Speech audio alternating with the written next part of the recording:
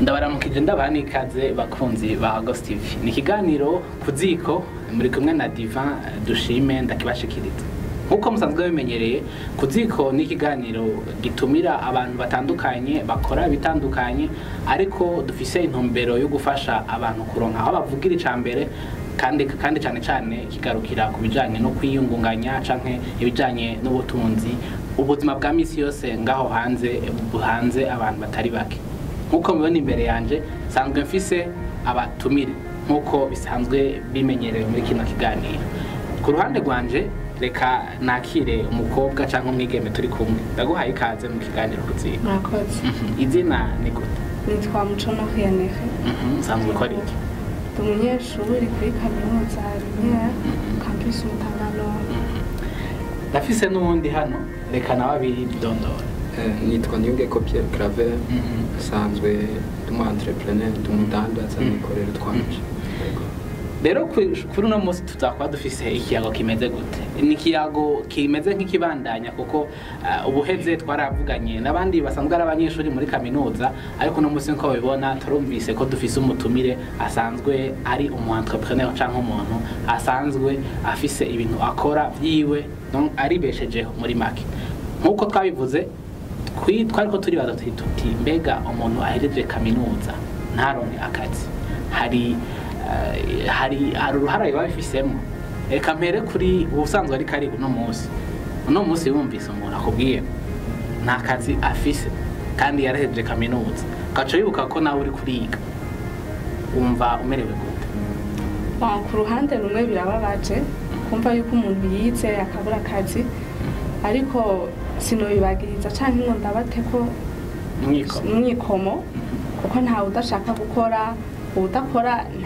nta revenu canke se nta kigaruka afise cyo nkuko umugani w'ikintu bivuga utarima ntamira.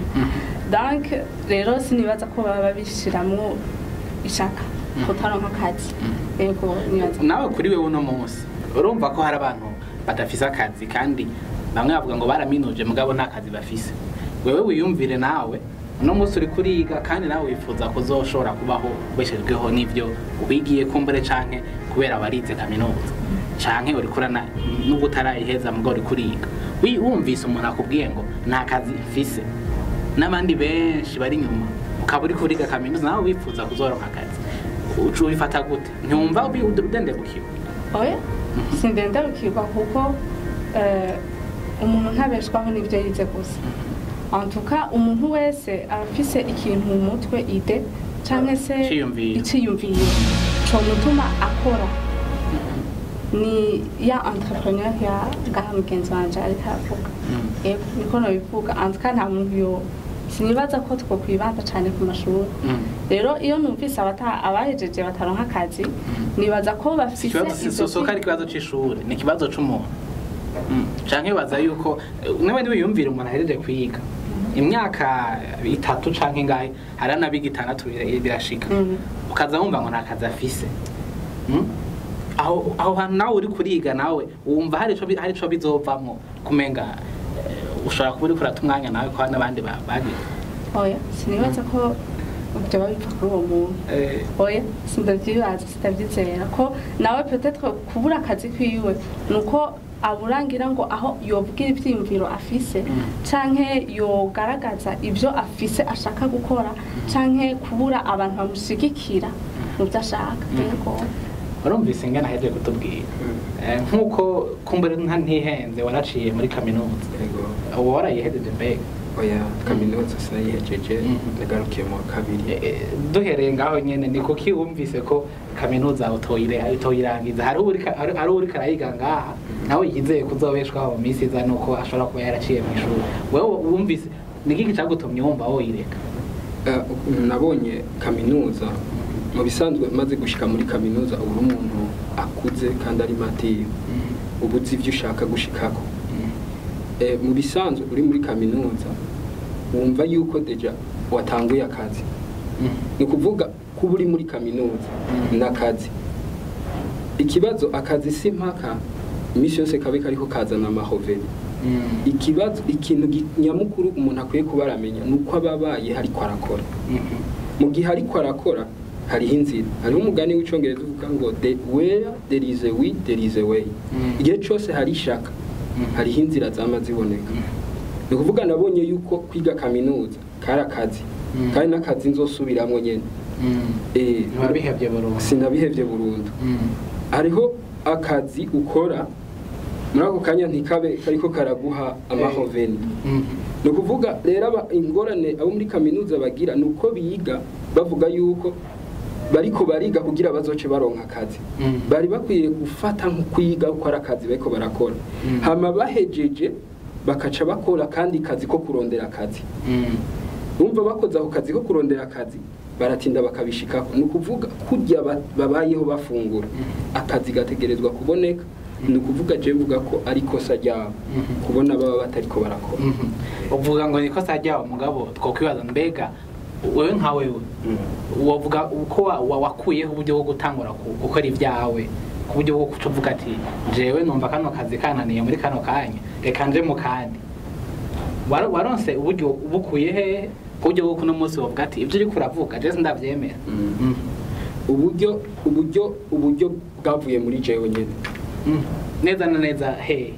kuva muri jewe nuko ico ngomba mbanza nkumva yuko gifatanye na jewe nkagikunda ntarinze kuraba ivyo kizoma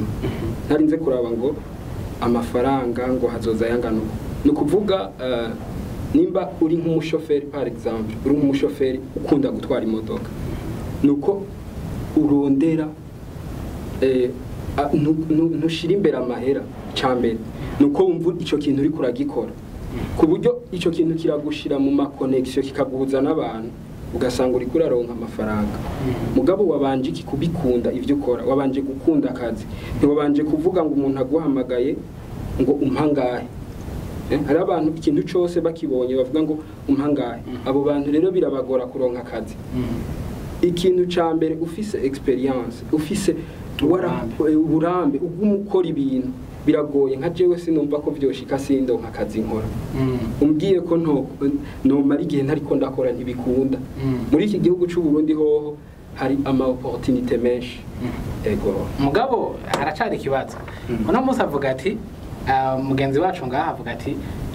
umuntu aba afise ishaka ryo gukora nta muntu yo kwipfuza kubaho atari karakora nawe ukavuga uti umuntu aheze ishuri akumva yuko akabona ko atakazaronse arabifise mu ruhara uvuga ufatira kuki mu kwerekana turazi ngene mu Burundi tubayeho turazi n'ibibazo biriko birahanga abantu bavuga bati nta kazi dufise kubera n'abagerageza kwiyungunganya bavuga bati turafise ikibazo c'umutahe wewe rero ufatiye kwico ikibazo c'umutahe ukaca uvuga ko umuntu afise uruhara tuzi umuntu ari kwishure uburyo bari karakoresha rimwe na rimwe se bari karanirihira ayo abifise mu ruhara abifise icambere ku kibazo c'umutahe muri ni ikintu cambere kigoye yuko meme nuwo muvukana canke azoguha umutahe ni ca kintu nyenguma ngerageza gusigura ko umutahe uva muri wewe icambere ikibazo kihari tugiye kuraba ni mentalite abibwa muri iyi systeme educative yacu yuko twiga baba bafise ukugene biyumvira ukuntu biyumvira nuko babaza ati je ndiko ndakwirikirana iki ntasubira ntiyumvira kure ngo azane iyerekwa rinini ya muri we kuko iyo uri kuragira iyerekwa hari ukuntu riguma rigutwara ahantu hiwawe ni kuvuga iyo ufise iyerekwa haraza ibintu bikaguhagarika mugabo ntivyigera bigomba kuguhagarika muga ntivyigera biguhagarika iyo ukuraje ni kuvuga abantu bafise iyerekwa bose bategerezwa gushika hajya babona ego bumvise ingana heje kutubwira murumva ko bifise mu ruhara ni wabura akazi wewe ndikubera ikiro ruvuga ati daruhara dose badayifisemo wumvise ijya kubwiye iyerekwa kugira iyerekwa heje kuvuga ngo iyerekwa abantu bafise ivyiyumviro bari kwishure uko biyumvira niko nico kibatuma watakazi ngo baronka nawe kubgawe niko vyumva ahubwo reka mvuga ko reka mpere hasi ubundi aha tubaye mu Burundi dukuze twumva yuko abajene babafata canke se reka mvuge abahejeje kaminuza babona nk'abantu kuko bahejeje bashaka gukora mu mabiro kuko bahejeje umengo nta kindi bokora umuntu agacakurira muri iyo domaine agacakurira muri iyo environnement yumva bavuga yuko nyimba yarahejeje amashure arindiriye akazi ko mu biro n'abamukritika bakritika ivyo nyene nawe naho yoba afise iyo yerekwa ya conception yarafise biraba ku makaminuza turigana n'abana usanga bafise ivyiyumviro binini amayide menshi amaproje ashaka kugerako ariko kuko kubwa environnement babayemwo bagaca bereka tera nabanaka ntimwabona nabyo byarase mubona bitanze ica kabiri ngeze kuri ico c'umutahe ubundi nkuko babivuze n'ivyo biragoye umuntu ko akwizera ngo umutahe ariko nta muntu yoha umutahe umuntu atavuze projet yiwe baba jeune nibo baba poseda ama projet sishatse kuvuga yuko batavuga ivyiyumviro byabo ahubwo nshatse kuvuga yuko batizera ivyiyumviro biri muri bo kuko umuntu ashobora kuba afise iciyumviro gikomeye ariko kubwa ya environnement abayemwo babantu abayemwo bamusuzugura batabona yuko yoheza kaminuza ngo azane iciyumviro kizima kuko peut-être hariho ababikoze ko ama exception acha yumva umengo arasubiye hasi aracitse intege notangura gute projet no bibwira ninde yonyizera cyane c'umutahe ico kugira yerekwa nkuko nagenda bigarukako bose benshi usanga bafise amayide ivyo bashaka gushika aho nyene uvuze ngo aca dendebukirwa none wumva ko kudendebukirwa igice gicika nk'ikosa oya mu gihe ubona ko hariho ibintu biguhanze ukabona ko atakundi kuntu uzobirengana ntumva yuko mu gihe wemeye ko ibyo bintu bigushira hasi nabyo bice biba hamwe ayavuga ati urabifise mu ruhara uko urumva udendebukiwe ukareka kugenda aho bategereza gushika nabeho nyene bigaruka kuri wewe nyene kuko nta muntu azoza kubigufasha wewe ubyumva gute ngaho nawe oya sinibaza ko abifise mu ruhara kuko hari igihe wubahuka ukabwira umuntu ukamushikiriza ivyiyumviro vyawe ukaza mubara guciye intego ya ibyo uracara umwana kuko mu bisanzwe umuntu aronka idée générale ayironka yaheze nimba dufate nk'akarorero ari umuntu ashaka kugira dufate studio nka Ghost TV atangura kubona nzokora ibi ariko base kuko gusapotinga canke se gufasha wa muntu afise ide umufasha mu vyiyumviro ubwa mbere hama materiel kaza mu nyuma umuzanira materiel kuko ivyiyumviro wabonye ko birashe ashobora kukuzanira ivyiyumviro by'uruvangatirane nahawe kumwereka ati ngo twicare ibi bizogenda uku ukayimutondekera igihe rero gushikirije ca ciyumviro ciwe nkuko nabivuze ashobora kwishikiriza mu ruvange ntucakire kuko bivanye n'iki canke kiriya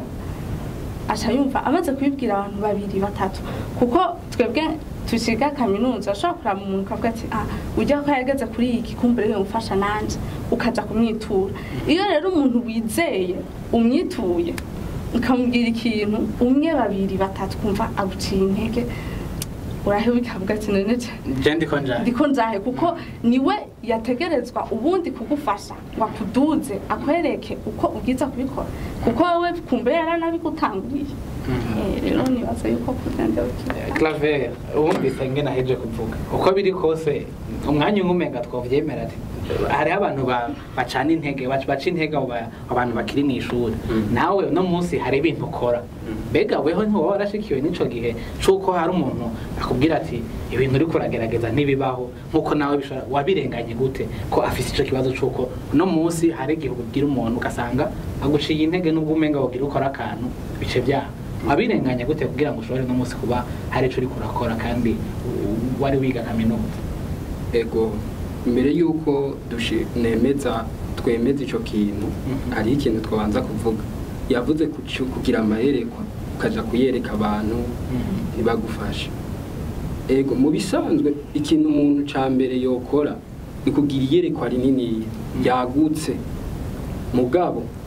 akamenya yuko kugira ashike kuri iryo agomba guca bikenewe yuko yohera hasi hashoboka niyo yemera guhera hasi hashoboka ntazokenera abantu ndaguha akarorero urashobora uraba abantu bahejeje kaminuza usanga umuntu ariko aragerageza basi mu bisanzwe itomate cyangwa ibindi vyamwa ntivyari bikwiye gucuruzwa n'abajya abantu batize byari bikwiye gucuruzwa n'abajya bahejeje bariko bararondera akazi hama bakagenda baradugirizwa kuko ni ibintu byoha byotera intege cyane aba investisseur. Niyo mpamvu abinvestisa batabaha amahera kubera iki babazaniye ibintu biri hejuru, babazaniye bahere hejuru ku mutwe nabitoye byabanani ntibagomba guhera hasi ngo bagende barahura n'utuntu bagende baradukuraho udu struggle ama barriere. Nico gituma bayabiba muga niyo yakubona wiranshije uko uracuruza amayinite, wiranshije uko uracuruza itomati, wemeye vraiment guhera hasi hashoboka. Hariho abantu bazobura amahoro bakuzanira imitahe bavuge ngo je ngomba kugukura ngaha mwibarabara. Mu bisanzwe bijya bito bito ibi bidandazwa bisuzugura bijya n'ivyari bikwiye kuba bisuzuguritse, byari bikwiye kuba bikorwa n'abantu bahejeje kaminuza. Cyo turacumbikana ariko uzogenda ukorera sansu uzosanga bariko barabikora ntibinafise valeur. Kubera iki or yaba vyokozwe n'abahejeje kaminuza byo bayi commercialize bogiye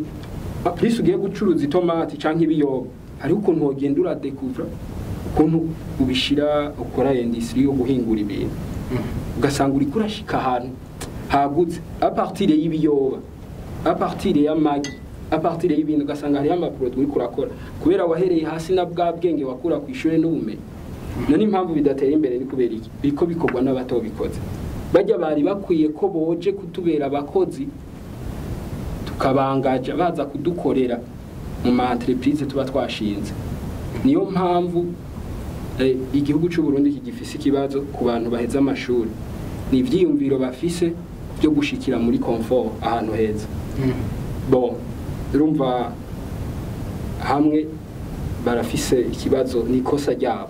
mugabo nizere uyu munsi ko batwumviriza babimenya yuko okay uko biri kose ku ruhande rwa Claver no ku ruhande rwa birumvikana ko hariho impamvu uvuga uti nta ruhara tubifisemwo ubundi nawe akavuga ati je narahaciye ikibazo gihari nuko abantu bashaka guhera hejuru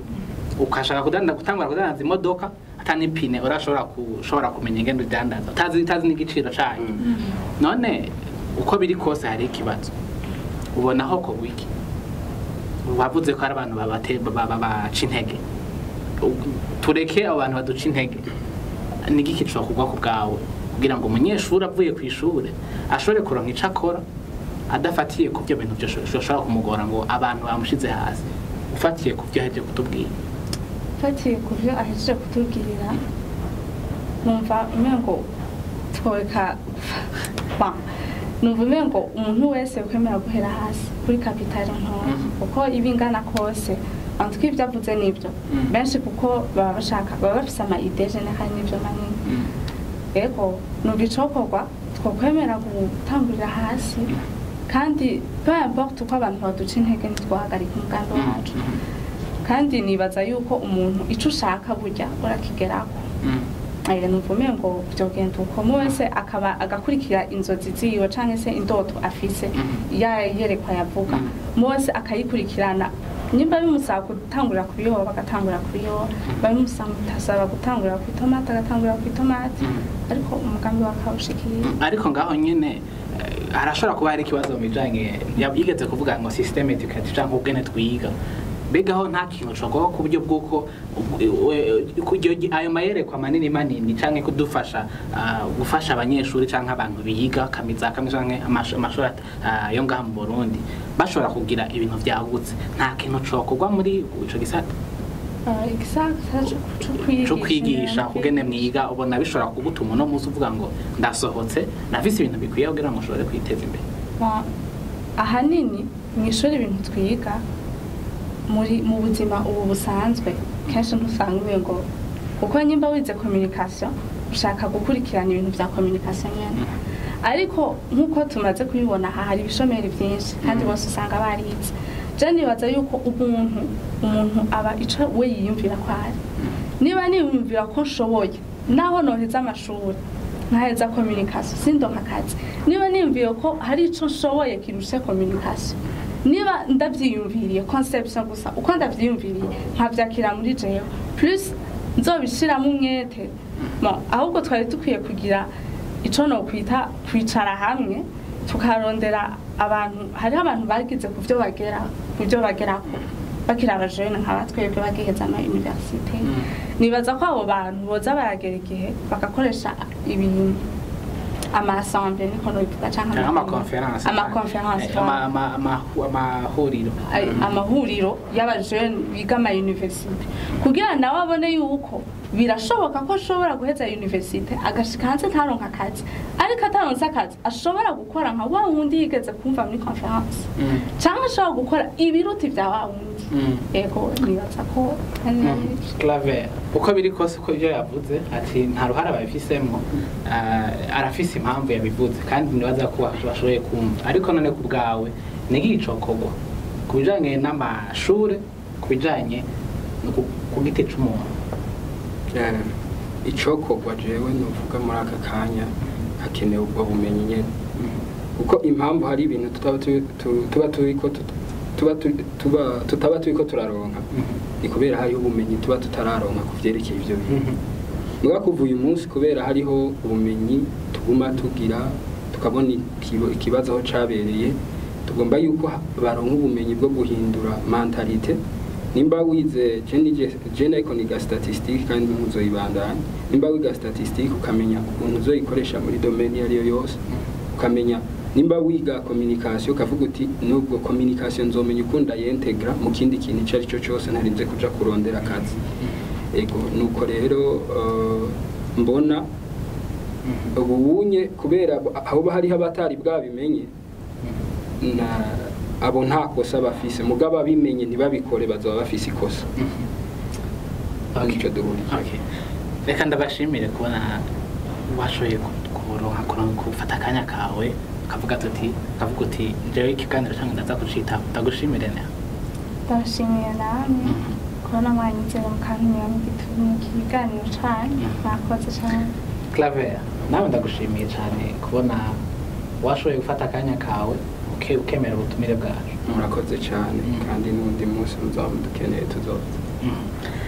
reka rero mu kurangiza tubibutse yuko cyari ikiganiro ku ziko mwumvise ibyo bagiye baravuga hariho uruhara abantu babifisemwo abantu baheza ntibaronke akazi kubera bibana no kugena umuntu ariko ariyumvira akiri ku ishuri canke mu gihe akiriko ariga ubundi nawe ati nta ruhara babifisemwo kubera hari abantu babaca intege rero wowe muntu ukunda guca intege abantu aba banyeshuri canke abantu baba bafise imigambi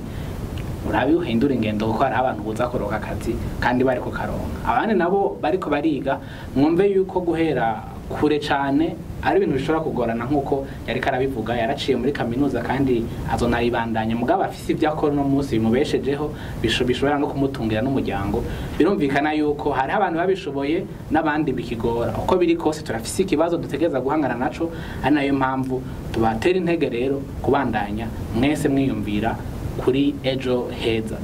mwari kumwe na Divin dushime mu kiganiro ku ziko reka tubabwire tuti nagahwane naho ubutaha